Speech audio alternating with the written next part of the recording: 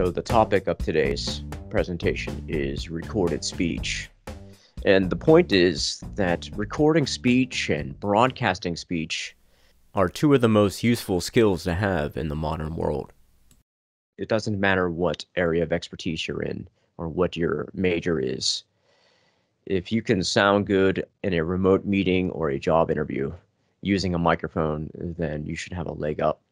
There's an increasing popularity of media like podcasts and video blogs. In many ways, we're living in the golden age of recorded speech. So after today's presentation, you should be able to define the frequency range for the male and female speaking voices. What part of the sound frequency spectrum do men and women exist in? Cite the appropriate amplitude range for recorded speech. Describe signal-to-noise ratio and the problem of noisy audio signals. And then you should be able to select the proper microphone for specific applications. And finally, outline the considerations for speech inflection and delivery. So without further ado, this is producing the speaking voice. Okay, first things first, frequency range. So the lowest, most powerful frequencies to be found in any sound, a person's voice or an instrument, those are called the fundamentals. And knowing where these tones reside for men and women will help you make good decisions about microphones and EQ. The fundamental tone for the male speaking voice extends from 80 to 240 hertz. And the fundamental tones for the female speaking voice extends from 140 to 500 hertz. Those are good frequency ranges to memorize. That just means when it comes time to do things like use an equalizer, 80 to 240. Right, so men's fundamental tones are here.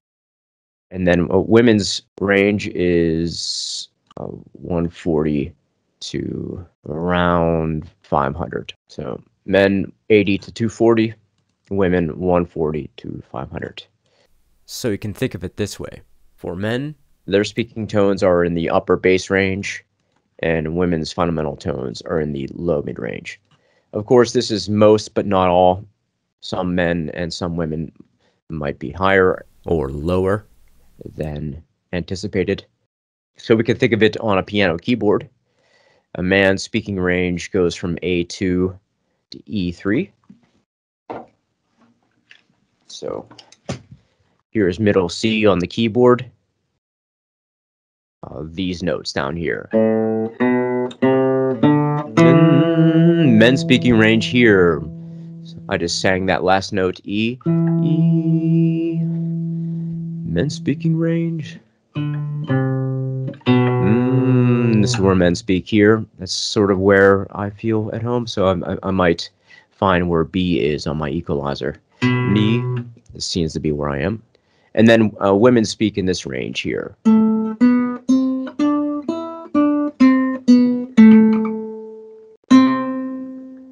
There's middle C.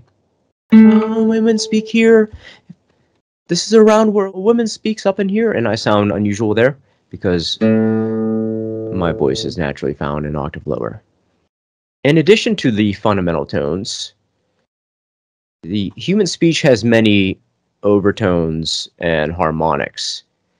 So these are useful concepts to understand. Every fundamental tone on Earth produces higher pitch frequencies that vibrate sympathetically with the primary pitch. So the low-pitched and powerful fundamental stimulates these other frequencies into existence. And the combination of these overlapping frequencies construct what's called a complex waveform. So every naturally occurring sound has overtones and harmonics and transpires as a complex waveform. I drew some common waveforms. A sine wave, which is just a straight function up and down, a smooth curve. Square waves and sawtooth wave. These sinusoidal and sine waves, these are computer generated. They just perform one function. They do one trick. Whereas naturally occurring sounds, which are the interaction of fundamentals and their sympathetically generated tones, produce these roller coaster type sound waves. They're complex. They have more than one wiggle in their dance of up and down. So I'm sure if you zoom in on any piece of audio, you'll notice this, right? We don't have like some sort of completely repeating in predictable patterns style sine wave. These complex sound waves. Kind of see like big wiggle, little wiggle, big wiggle, little wiggle, big wiggle, little wiggle. That's sort of my lo-fi explanation of what's happening with complex waves. So let's move on to amplitude. So now what about the volume? Here's the most important thing. If you have loud speech, what's actually happening is the mid-range frequencies have been boosted. And quiet speech actually reduces the mid-range frequencies. The mid-range is the part of the sound frequency spectrum that we are most sensitive to. To get louder is to, in fact, boost the mid-range. There's something else to take into consideration. If you record speech and play it back louder than it was recorded, then the recorded amplitude will be overrepresented in the bass frequencies, resulting in awkwardly bass-heavy audio. And if you do the alternative thing, if you play your speech back quieter than it was recorded, the volume of those low frequencies will be too quiet. Okay. Intelligibility is the key variable here. If you are recording speech, you want to ensure that it is intelligible, that people can understand what it is that you are saying or recording.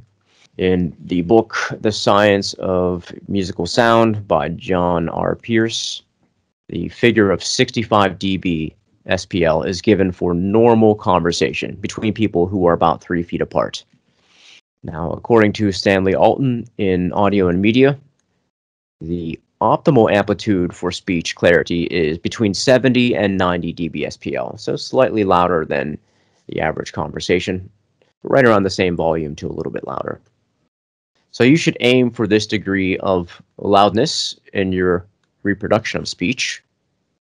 Now, this is a rough translation, but 70 to 90 dB SPL, that translates to about -24 to -18 RMS on the dBFS scale. So on the limiter here, I have the RMS dialed into right around where it should be, between -24 and -18, somewhere in there. Notice that this is much quieter than pop music. So if you try to master your recorded speech to the same degree that you master pop music, then you're going to get these weird things. You're going to get this artificial mid-range boost, and you're going to get a bass amplitude that's awkwardly loud. So on the whole, recorded speech is to be quieter than pop music. So try not to slam it too hard with your limiter. It should be loud enough to be intelligible, but it can't be so loud that you get these weird amplitudinal problems. A boost in the mid-range, awkwardly loud bass. Okay, a few other considerations for frequency sensitivity and intelligibility, and that is that if the amplitude of recorded speech is weak above 600, if your recorded speech looks something like this, totally weak above 600, right here's around 600, and then there's just no representation or very low sensitivity, then what happens is the part of speech called consonants aren't loud enough. Those are the of speech, right? The letter T, right? The letter S. So if you got weak audio above 600 hertz, then your speech recording might be unintelligible due to the underrepresentation of consonants. And then on the other hand, if the amplitude of your recorded speech is weak below 600 instead of weak above it, so if you have something like this, very few frequencies below 600, then what happens is the vowels are underrepresented. A, E, I, O, U, those sounds, right? The little bass-heavy parts of words, those could be weak. And then a combination of weakness of both or one or the other, then you get something like the adults in the Peanuts cartoon, unintelligible garble. So you need consonants and you need vowels. So here's a fun fact. It's impossible to increase the amplitude of consonants to the same degree that it is possible to increase the amplitude of vowels. Just think about it. I can yell the syllable A. I can scream, right? Ah! That's just the letter A over and over and over again, just a bunch of vowels. But you can't increase the amplitude of consonants. Like, try to say the letter T any harder than the hardest T you can muster, right? You just can't shout that sound as loud as you can shout the vowels. So this is part of the reason why if you play back speech louder than it was recorded, then these bass frequencies, the vowels, become awkwardly loud because they can be turned up more so than the high mid-range and mid-range frequency of consonants. Shouting does not maximize intelligibility. Okay, a few more concepts here. Signal to noise ratio. This is another important one. Your recordings of speech really need to be noise-free, especially if intelligibility is desired. So this matter of noise in your signal is organized by the concept of signal-to-noise ratio, which describes the amount of unwanted sound that is mixed in with the source sound. So signal-to-noise ratio measures the difference between the maximum sound pressure level produced by the source and the maximum sound pressure level produced by the background noise. The signal here we can notice as the transients, the part of the sound wave that's noticeably larger in amplitude. That's the desired sound. But look at this raging torrent of noise that's just going all the way through the audio recording. That's a huge noise floor. Look where it is. It's around minus 24 dB. And then the signal itself is, maybe minus 9-ish. Right? A difference of only 15 decibels. That's a wholly unsatisfactory signal-to-noise ratio. Consequently, the audio depicted here is of poor quality. And incidentally, I created this audio by turning on my furnace, then turning up my microphone very high, so I gained it, so it was very loud and open and sensitive. And then I stood back about 3 feet from the microphone and I just whispered. Yeah, that'll produce a very poor signal-to-noise ratio. So if you have 64 dB of difference, that's fair. And then as you get into a studio, 74 and 84 dB is excellent. So 25 dB of difference does allow for intelligibility. You could understand the person speaking during the sports interview after the game, and the audience is loud as an ambient sound. Yes, you might be able to hear 25 dB of difference, but that's still bad audio. That noise floor is not going to be good for most professional applications. So you need to strive for a clear, noise-free reproduction in your speech projects. And this starts by having a quiet environment. To whatever degree you are capable, make sure your environment is nice and quiet. Maybe turn the furnace off. I usually turn the furnace off for my classes. It's off now, so that I don't get this raging sound in the background. Okay, on to microphone choice. So if a less detailed and transparent sound is desired, you don't need a lot of detail, then you could use a quality dynamic mic, like a handheld stage microphone. If mellowness is required, then a ribbon mic is desirable. Now, I didn't talk much about ribbon mics in my discussion of microphones. That's because they're antiquated and superannuated in style and function. They were the first microphone that came into existence. Now, it is true that some high-end studios will own one because they offer a special sound. Yes, they're very mellow, but they're not going to give you the highly detailed character of audio and nuance that we need in modern recordings. For most applications, a good condenser mic is the best pick. I'm using a condenser mic now. It's not very expensive. It was of modest quality and price, but it still has that variable capacitance transducer that's very sensitive. So if you don't need much detail, right, you're doing a sort of rough and tumble mic tossing style interview or speech recording, yeah, then you'll get away with just straightforward dynamic mic. But if you're trying to get some high fidelity, you want to make an audiobook, podcast, you're on a job interview, then a decent quality condenser mic should be used. So it's the usual choice for voiceovers, narrations, audiobooks, and the like. A few other things to consider with your microphone choice. What degree of detail and accuracy are you achieving? How's its clarity? Another consideration is presence, which describes the sounds standing out in the high range. Is your microphone giving you the presence that you need for your speech to cut through and be intelligible? How about richness, which explains being deep, full, and warm through the proximity effect of being very near the microphone?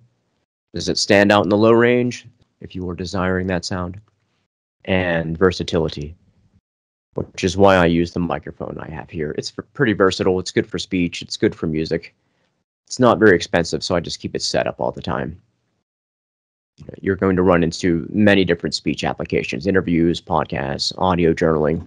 Is this microphone going to be good for all of it? So like anything with pro audio, this is a matter of experimentation. Try your mic out. Is it giving you the frequency response and clarity that you desire? Then go ahead and stick with that mic, and then you can get used to its sensitivity and response patterns.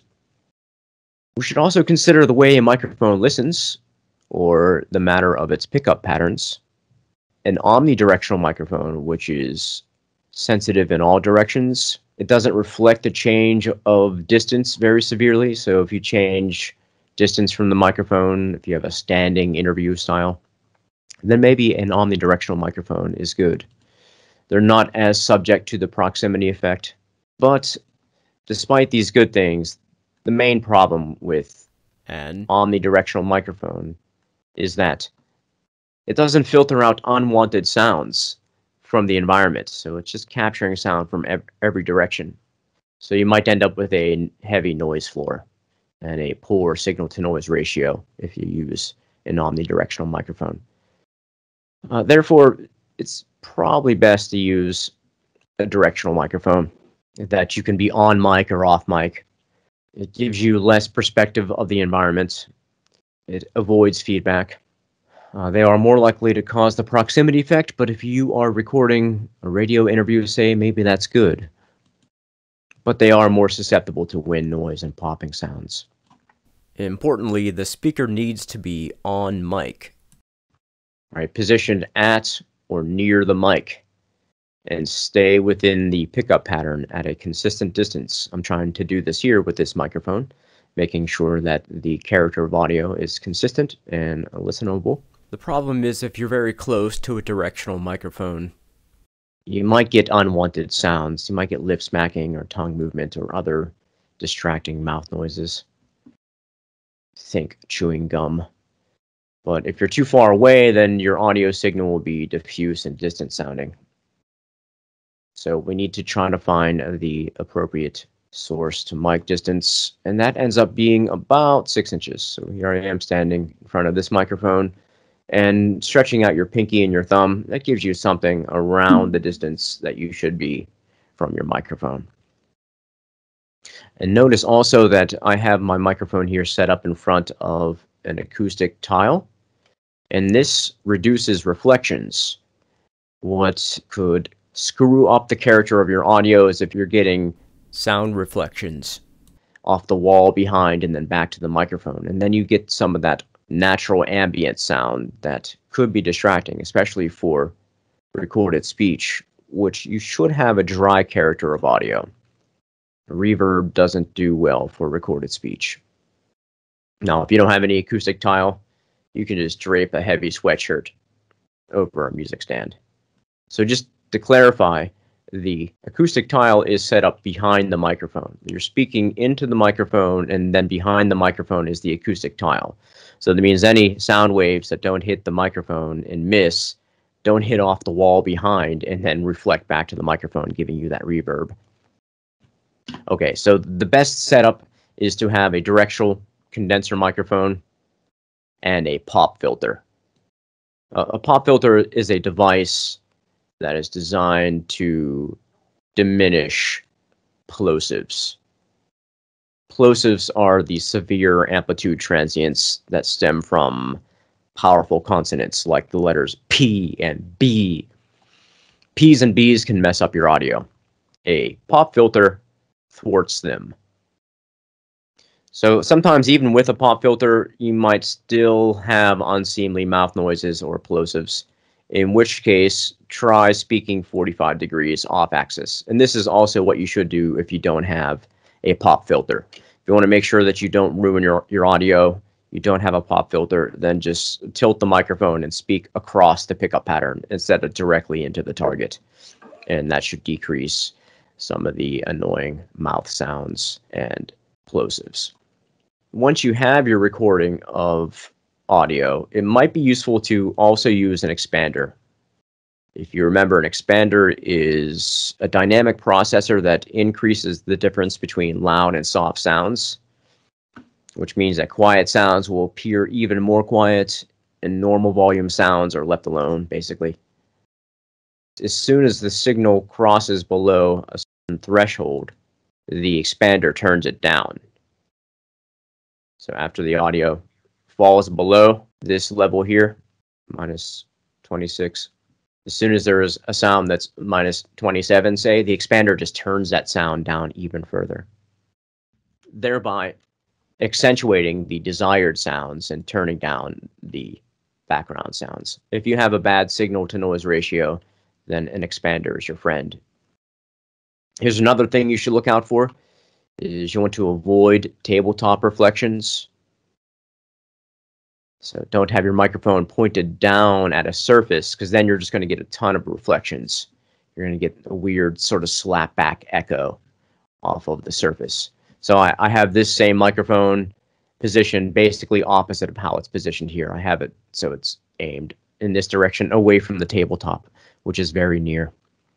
So notice the microphone is not tilting and pointing down at the tabletop. It's pointing up, so therefore it's going to avoid the reflections. So when you're recording your speech, find a good mic to source distance and maintain it. Avoid plosives caused by TKs, P, Ds, Gs, and B sounds by either using a pop filter or positioning yourself 45 degrees off axis. Try to steer clear of breathiness and sibilants, or you don't want a lot of S's.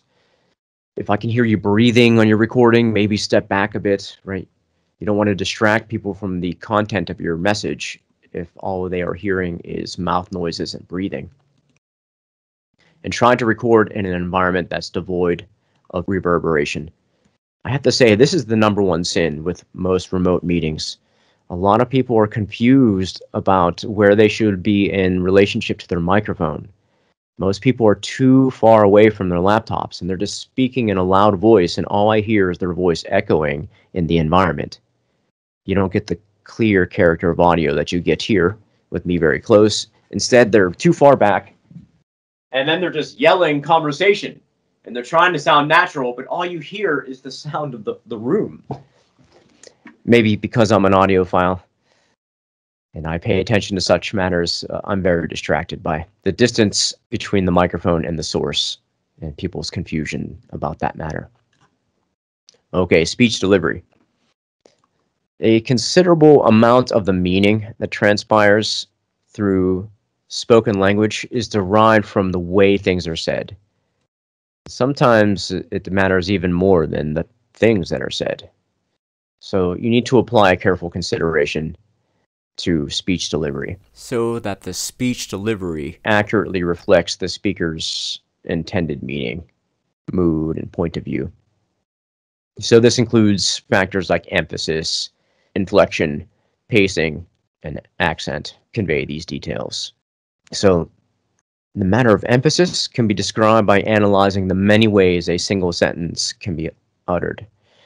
For example, consider the ways that you can say, "Have a nice day." Have a nice day. Have a nice day. Have a nice day. Have a nice day. You can essentially completely change the meaning of that sentence just by emphasizing it differently, right? Displacing the accent, the syllable timings. It can mean something innocuous, sincere, sinister. Just about anything, really. Inflection is another matter for consideration. So if the pitch goes up at the end of a sentence, that usually signifies a question. Some people speak by going up at the end of every sentence, and all I hear is that they are asking questions. Right? Young people might speak that way. So if you go up at the end of a sentence, it indicates a question. What is the meaning of that? You should also consider pacing. And be sure that you're speaking in a way that is easily understood, but you're not boring your listeners to death. It's not too slow. Somewhere in the middle. So you can sound bored or urgent or passionate or apathetic just by your pacing. And then lastly, you should consider the accent of the speaker. So a lot of information about a person's place of origin or education or point of view can be communicated through their accent. You should be sure to appropriately match accents with characters and settings. For example, if you are producing a play set in Brooklyn, New York City, then a character with an Asian accent who is supposedly representing the standard issue Brooklynite would distract from the story because there would be a mismatch between the character's speech patterns and the play's setting. So many other similar such examples abound, especially in audiobooks and in theater. If you listen to audiobooks, the speech actors are very pro at imitating the various accents. Okay. So, conclusion, it's not a bad idea to be the best sounding participant in any given meeting. It's easier to be understood. It's easier to get your point across, especially since you will almost certainly have to do precisely what you did today to join this class for a job interview. Use something like Skype or Zoom or Teams, and then look good, sound good, and communicate effectively. Okay, I hope you got something from that.